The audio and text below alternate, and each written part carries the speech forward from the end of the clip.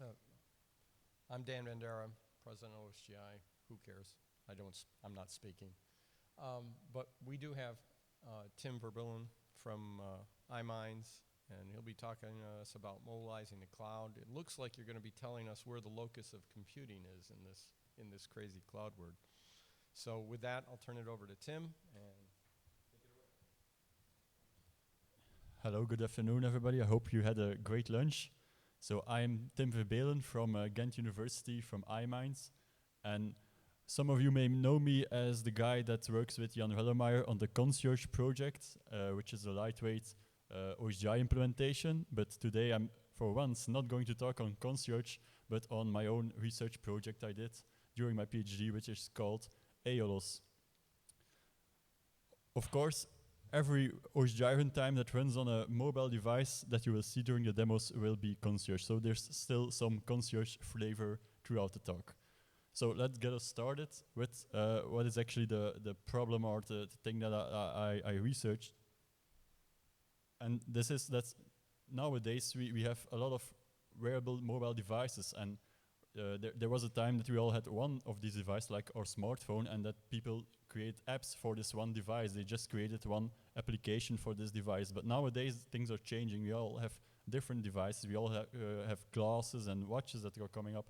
And as an application developer, you want to target all these devices and not as put your same application on each device separately, but create an application that runs on all these devices at the same time and maybe gives a different user interface or endpoint at each of these devices. And of course, these devices don't operate alone.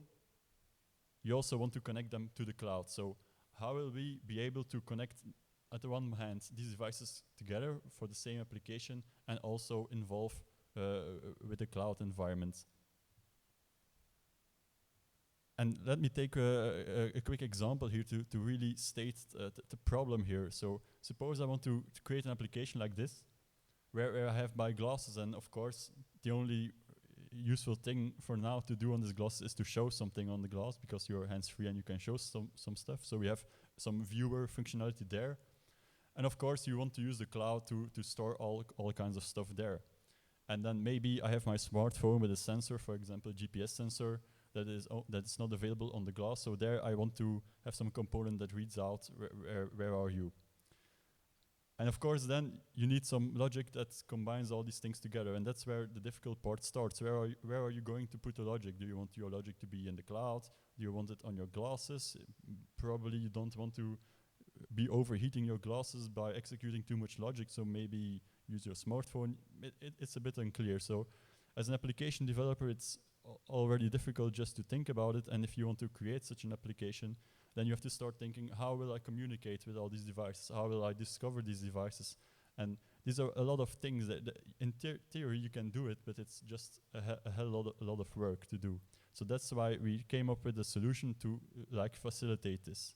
And the first thing that we did was use modularity, because just by talking about how your application looks like, what's the functionality, you're talking about well-defined components. And that's why we used OSGi to say, okay, let's use a baseline component container on each of these devices. And that way we can get rid of the question, where should I put a component, because this decision can actually be made at runtime rather than at build or at development time. But of course, these components have to be able to communicate, and that's where actually the AIOLOS framework comes in. So this is built on top of OSGi and will leverage the software modularity of OSGi. Will make sure that your components can communicate, and that the right component will communicate with the right service that you need. And of course, we will leverage all the specifications that are already there, like remote services and so on, to accomplish this. So in short, what's the main functionality of AIOLOS? It provides service discovery and binding, so it will make sure that it will look for the right services in the network and import them if you need them. It provides smart remote service calls. It's also support runtime redeployment, so if a device comes up, for example, I put on my tablet, then you can maybe put some components over there and migrate components and stuff like that. And we also provide for service monitoring, so you can see at runtime how your application is doing and how it's performing. Now, of course, it's very easy to talk about such thing, but everybody first needs to see it work before they will believe it. So let's go to a demo, and the application I will be showing is what we call TARDIS, and it's a kind of immersive picture viewer. So first, I have 3 devices here. They are connected to a local wireless network. This is actually a view of how AIOLOS sees the application. So you can see here a glass device, which is, it's not the Google Glass, but it's like similar functionality. Then we have a tablet device. And I also have my laptop device, which is actually playing the role of a cloud here. And the colored things are actually the components that run on each device, and you can see how they are communicating. Now, what's the application about? The idea is that right now, when you go on a holiday, you just take pictures. You take still pictures, and afterwards you come home and you look at the pictures, but you don't really have the experience of being on a holiday anymore. And with these kind of glass devices, we thought we can make this more immersive. So what you do now with our application is you're on a holiday, say, okay, this is a nice view, you press record, and then you look around. And then you stop your recording, and with the image data, we also record your location and the orientation that you're looking at, which means that when you come back home, you can put on your glasses and look around again, and you see the images as they were looking at that direction. So here we are in Ghent. You can see the view which is actually on the glass. And it's that slow because of the wireless internet and because what you see is actually transferred by the USB cable. But you can actually look around the nice city of Ghent. It was a bit dark at that side because it was to the sun, but you can look around and you actually have the feeling that you're standing there on that exact same spot.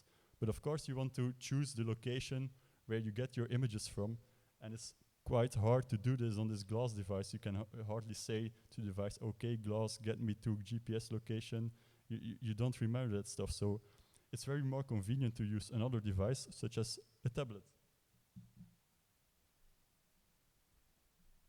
So at the right side, or the left for you guys, you can see what you see on the tablet. It's just a map interface, and you can see all the locations where you recorded image data. And if you just want to go to another location, you just tap it. So, for example, here we should be at the castle of the Dukes, which is also in Ghent, of course. If you're not been in Ghent, you should definitely go there. It's very, very beautiful. But so now you get the idea of the application. So you have different parts of the UI that run on different devices, and you want to be able to manage this. So now what can we do with the framework? So first thing what you can do is instantiate components. For example, I have my laptop here, and this is connected to the large screen. So instead of showing you guys a little screenshot of the display of the glass, maybe I can just instantiate a viewer component on the laptop and then show it in the browser, for example. So I'm just going to drag and drop a component from the repository. So here you can see the repository of all the bundles that I have developed. I can just drag and drop them on the right device. So let me. So now you can see that I instantiate a viewer, and the most important thing that you see is that you also see the arrows happening. So I now instantiate a new viewer, and what it will do is bind to all the services it needs. So it needs the rotation from the device, it needs the location from the tablet, it needs to fetch the frames from the storage, and the framework does this for you. You don't have to do anything special.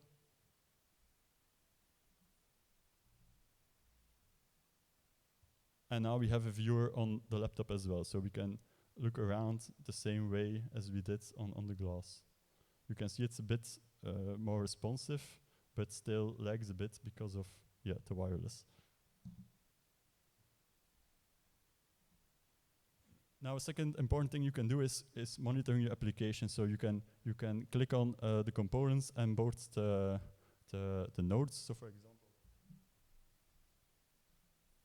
so here you can see my laptop is now using about 12% of its CPU,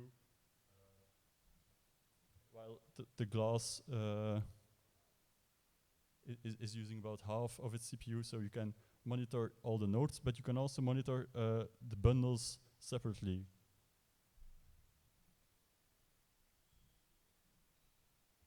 For example, here you can see the viewfinder, which is actually the component that tries to match the closest frame of your orientation. And you can see it takes about 2 to 3 milliseconds to do this on this glass. And now you can say, okay, why do this on the glass? I have this laptop here. Maybe just migrate the component to there.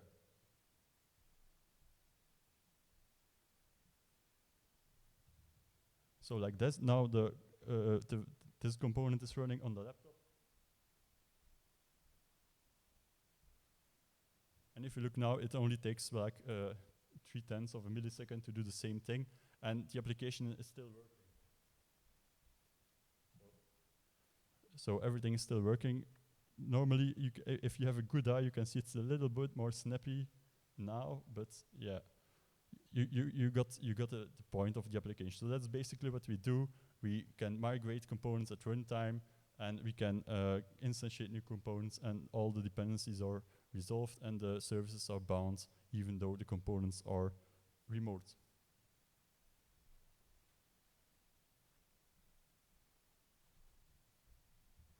So for the next part of the presentation, I will go through the architecture of it, and I will discuss all the components that I created to actually achieve this. So it's a bit more technical, so if you need to have some more rest, then this is the perfect time.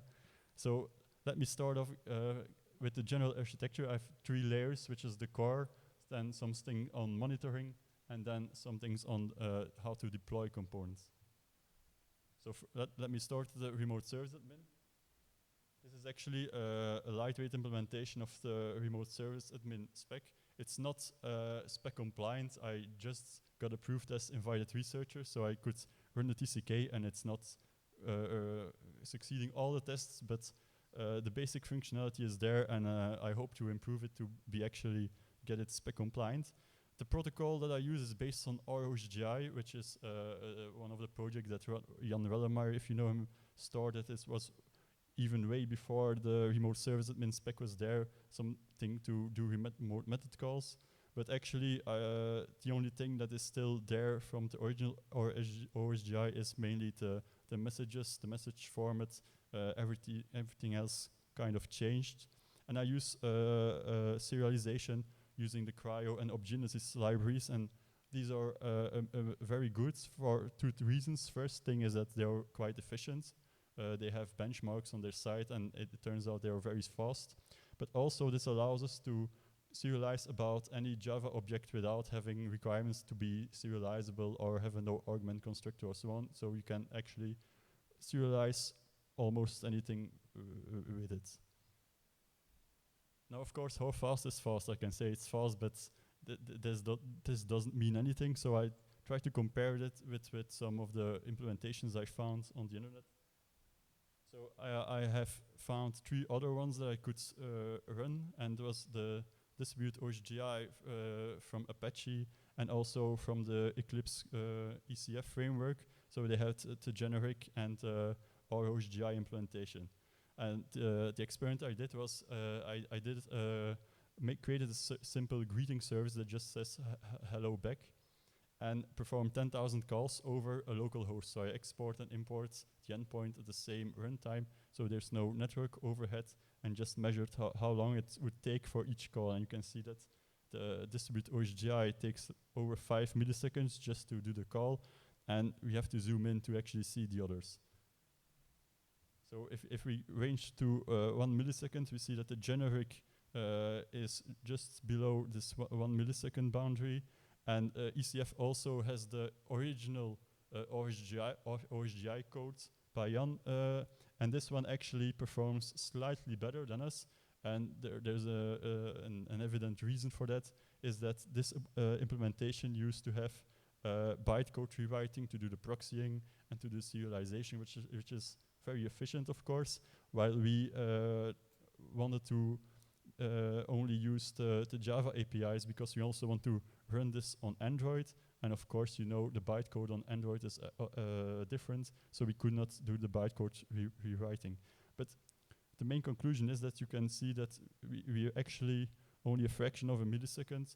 So if you add the time of the latency of the network, this is really no issue anymore. So the next component is probably the most important component of our framework, which is the Proxy Manager. So what happens is that we will create a proxy for every service that an application component registers. And we use the service hooks to accomplish this. So at the first time I created such stuff, I had to hack into the OSGi runtime to make sure I can put my proxies in between. But since the event hooks were there, I could just use the OSGi specification, which is really nice. So what I do is, before a service is registered, I create my own proxy, and it will just offer the same interface as the component that registers the proxy. For instance, in the example, you have component B, which registers service. I create a proxy for that service, and A only sees the proxy service. And the way to hide the original service is by using the find hook, where you can hook in and make sure that if somebody calls a service lookup, then you can actually remove all the original services. So the application only sees the proxied ones, but it has no clue that they're working with a proxy. It's just for A, it's just the same as having the service of B. And the nice thing here is that inside this proxy, you can do really smart stuff. You can implement your own policy. For example, if you have more instances of B, for example, you have one locally and one remote, then you can have some switching logic in the proxy that decides where to direct the call when it's issued. So this is something really nice. Then the Topology Manager. This one is actually the component that will drive the remote service admin. So it will make sure that if you register a service locally, that this one will get exported. And it will also try to find other services that are available remotely and import them. And we use some lazy importing scheme there. So we wait until one of the bundles actually does a lookup to a certain service, and only at that point we will try to find this service instance in the nodes available in the network and then import them if they are required. And we also discover other nodes in the network, and therefore we use the SLP discovery, so the service location protocol implementation for Java. So that was quite it for what the core functionality is. Then we go up to monitoring. We have two types of monitoring, as you have seen in the demo, one on the node level, one on the service level. So on the node level, we just get access to the runtime parameters of your device, like CPU usage and memory and so on, and we just read them out of the proc file system on Linux. And for service monitoring, we actually use our proxies again. So the proxies will issue a callback every time you have a function about to be called and every time a function returns. And this allows you to check how long it takes to execute the method. You can inspect the arguments, the return size, stuff like that, and just keep those and offer them as monitoring information. Now, of course, if you see that, then you think, okay, what's the overhead of this thing? Because if you want to do this for every method call, then yeah, this is not really good. So then again, we had a local instance of our greeting service, and we performed 1 million calls, and we did 3 situations. One is that you do a direct method call, as you would do if you just use OSGi. Then we put one with our proxy in between, and the proxy will just forward to the service instance there. And then we also have one where the monitoring information is collected for each method call. And there you can see that when you use only a proxy, then you already lose about 180 nanoseconds. Look at the scale, it's nanoseconds. And when you do monitoring as well, then you lose about 800 nanoseconds. Of course, I have to admit this was done on my laptop, so this is not on an embedded device. There, it would be a bit higher, but on my laptop you can see that the overhead for a method call is less than a microsecond. And I think unless you have some really exotic use case, you won't mind of the microsecond, and if you do, then you probably have chosen the wrong programming language. So then we go up to the deployment part. So we have an own deployment manager. This is not the same as the deployment admin specification in OSGi, but some custom component. The reason is that we needed an interface to start and stop the application, but we also wanted to support migration. And what this does is you can migrate a node from a bundle from one node to another. And what we do is we start the component on the target node. We wait until it's fully provisioned, it has its services online. And then we can have some synchronization moment, and we switch all the references in the proxies. And then we can stop the component on source node. So we have almost zero downtime when you do bundle migration this way. Then we have the repository. This is just a small implementation of the OSGi or5 repository specification, which makes the bundles available at runtime. So if you install a bundle, it can be fetched from the repository. And the deployment manager actually uses this together with the resolver service to make sure that if you drag in a bundle, it will look up for all the dependencies in the repository and also install those. So it's quite convenient. And then last but not least is then the Cloud Manager. The Cloud Manager was not really apparent in the demo here. But what this does is it actually allows you to issue commands to, for example, in a cloud environment, fire up a new VM. And then that VM will turn up as a node in the system, as you've seen. And then you can actually use those as well to deploy your components on. So you use Apache JClouds for that. And this also enables to scale on a service level, because we have these proxies. What you can do in a cloud is you just fire up multiple OSGi instances and install the same bundle on each of this instance. And then where you import this service, there you can put in your own policy, for example, a simple round robin policy, and then it will dispatch the calls to all your services. So it's actually a more fine-grained load balancing than what you have in regular cloud environments. And then finally, the platform manager is actually just a facade that provides a nice service that we hope, of which we hope that the interface is more stable than the things internally, and that you can then use to build a UI like the one you saw in the demo. Now, of course, what are the use cases for this? How can you use this? It's all very nice, but if it's useless, then I shouldn't be here. So I will highlight two of the use cases that we have researched so far. We have actually done more things, but to keep time short, I just highlight two. So the first one is what I already mentioned, and was actually the starting point of my PhD. It's like when you have your device and you have the cloud, then you have to decide, will I run it on the cloud or will I run it on the device? And depending on the network traffic, how many bandwidth do you have, what's the latency to the cloud, depending on what kind of method you want to run. Is it something that needs to transfer a lot of data, and or does it do transfer a little data and do a lot of computation? Depending on all these parameters, it will be a different outcome of what's best. So what we do here is we monitor all the information, as you have seen, from all the devices and for all the services. And this way we can build up for every service some kind of profile, like if method foo is called, then it's probably going to take about 10 seconds on device A, and 5 seconds on device B, for example, and it will transfer about that many kilobytes of data. And this enables you to create some kind of lookup table. If this service is called with these kind of arguments, then it will probably be more efficient to do it locally than in the cloud. And if it's the other way around, then you can dispatch the call to the cloud.